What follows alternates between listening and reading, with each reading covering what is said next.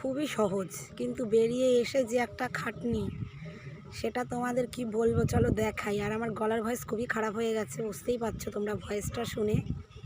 তো এখন আমি রোদের মধ্যে বসে আছি মাঠে।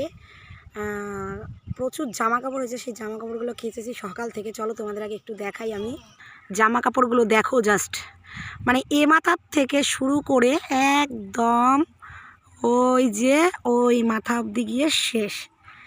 তাহলে বুঝতে পারছো এখানে কত জামা কাপড়। বন্ধুরা, এই যে এতগুলো জামা কাপড় ধুয়ে আমার পরিস্থিতি খুবই খারাপ। আর আমি জামা কাপড়গুলো মেলে একটুখানি রোদে বসেছি, কারণ আমাদের বাড়িটা খুবই ঠান্ডা। আর এই ঠান্ডার মধ্যে এতগুলো জামা কাপড় কেচেছি, এমনিতেই গলার ভয়েস খুবই খারাপ হয়ে গেছে ঠান্ডার জন্য। তো ভাবলাম একটু রোদটা আর কি গায়ে লাগাই, ভালো লাগবে। এখন মোটামুটি এগুলো শোকাক, আর কিছু পরেও যাচ্ছে, তুলে তুলে দিচ্ছি। তো চলো এখন এগুলো শোকাক, আমি চলে যাই। গিয়ে এখন আমার বাড়িতে স্নান বাকি আছে, কাজবাজ করি। তো বুঝতেই পারছো কোথাও বেড়াতে গেলে মানে তারপরে এসে যে কী শাস্তি হয়। তারপরে বাড়ি এসে এত পরিমাণে ঘর বাড়ি নোংরা ছিল, সেগুলো গোছাতে গোছাতে আমার অবস্থা পুরোই খারাপ হয়ে গেছে। গাছের পাতা ঠাতা পড়ে মানে এরকম মোটা হয়েছিল। চারদিকটা সব পরিষ্কার করেছি, মানে বেড়াতে যাওয়া না পুরো দমের শাস্তি। তো যাই হোক, আর কথা বলতে পারছি না, কষ্ট হচ্ছে। চলো এখন বাড়ি যাই, গিয়ে বাকি কাজ করি। পরে বিকেলে জামা কাপড়গুলো তুলবো। এখন সারাদিনের রোদে আশা করি শুকিয়ে যাবে, ঠিক আছে। আর বাইরে না দিলেই হচ্ছিল না রোদ্রে, একদম মানে মাঠে। কারণ এই মাঠে আমি সচরাচর আসি না, দিও না। কিন্তু আজকে এত জামা কাপড়, ভাবলাম বাড়িতে দিলে একদমই শুকাবে না। তো ভাবলাম চলো এখান থেকেই দিয়ে দিই, ভালো হবে, একবারে সব শুকিয়ে যাবে। প্রচুর জামা কাপড়। ঠান্ডা লেগে গলার অবস্থা খুবই খারাপ, খুবই খারাপ। শরীরের পরিস্থিতিও খুব খারাপ, ক্লান্ত। এই কদিনে প্রচুর খাটাখাটনি গেছে।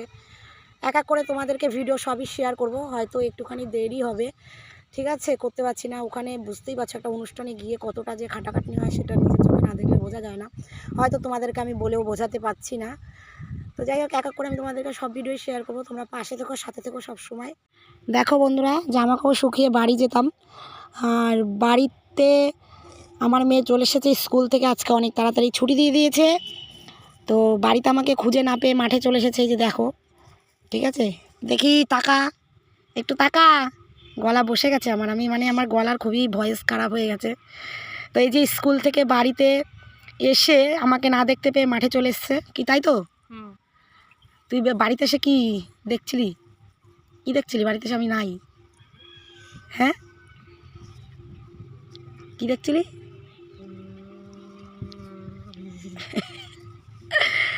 মানে এর জ্বালায় কোথাও যাওয়া যায় না, ঠিক আছে, যে শান্তি নেই। ঠিক হাজির হয়ে যায়, আনাচে কানাচে ঠিক হাজির হয়ে যায়।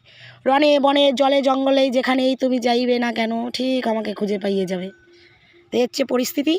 স্কুলটা আজকে তাড়াতাড়ি ছুটি দিল কেন বল? হ্যাঁ, স্কুলটা ছুটি দিল কেন তাড়াতাড়ি বল, ভালো করে একটু দেখি বল, কেন ছুটি দিল? কালকে কি আছে? কালকে নবীনবরণ।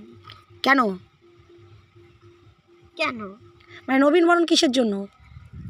কারণ যারা নতুন ভর্তি হয়েছে তাদের বরণ করার জন্য। পিপিতে না, সব ক্লাস। সব ক্লাসেই, মানে সব ক্লাসে তার ভর্তি হয়নি? সব ক্লাস মিলে 70 জন ভর্তি হয়েছে।